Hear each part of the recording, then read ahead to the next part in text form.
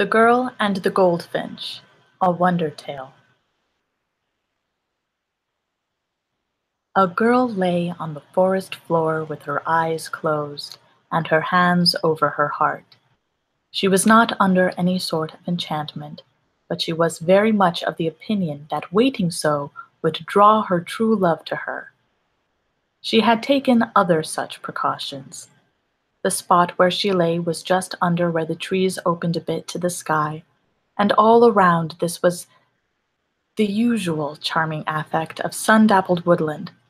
Her lips were held in a modest pout to provoke her hero's tender kiss, and she wore the daintiest pair of glass slippers you ever saw.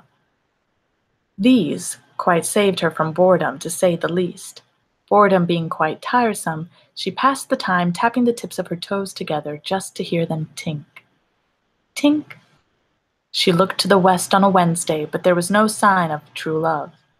Tinkety. She looked to the east on a Sunday, but there was no sign of true love. Tink, tink. She looked to the north on a Monday, but there was no sign of true love.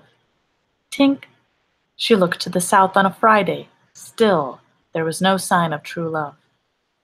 It was on a Tuesday, with her eyes shut tight, that everything changed. Tink went her toes, and tap went something else. She opened her eyes just to peek to the west, but there was no one. Tinkety went her toes, and tappity went something else. She opened her eyes just to peek to the east, but there was no one. Tink tink went her toes, and tap tap went something else. She opened her eyes and took a good long look to the north and a good long look to the south. Still no one. Tink went her toes, and tap went something else. She opened her eyes and looked straight up. There, just above the tree tops, was a bright little goldfinch. Tink went her toes, and tap went the goldfinch. She looked straight up, trying to see what the goldfinch was tapping just above the treetops. Tinkety went her toes, and tappity went the goldfinch. She wondered if there was a pane of glass just above the treetops.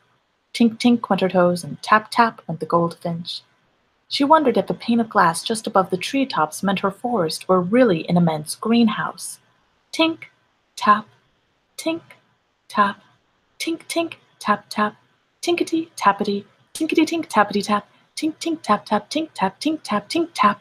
She leapt to her feet, now furious at the thought of having been trapped for so long, waiting for someone to save her when she did not even realize she had needed saving.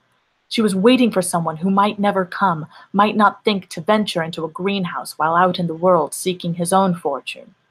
She tore her glass slippers from her feet, reared back, and launched them toward the goldfinch.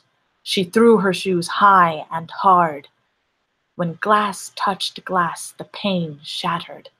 She ducked beneath the closest tree and watched as the shards blanketed the ground. They fell like so many dazzling, cutting snowflakes.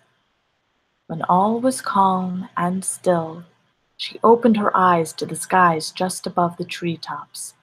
She had never seen such a blue. She spread her wings and flew away, gold.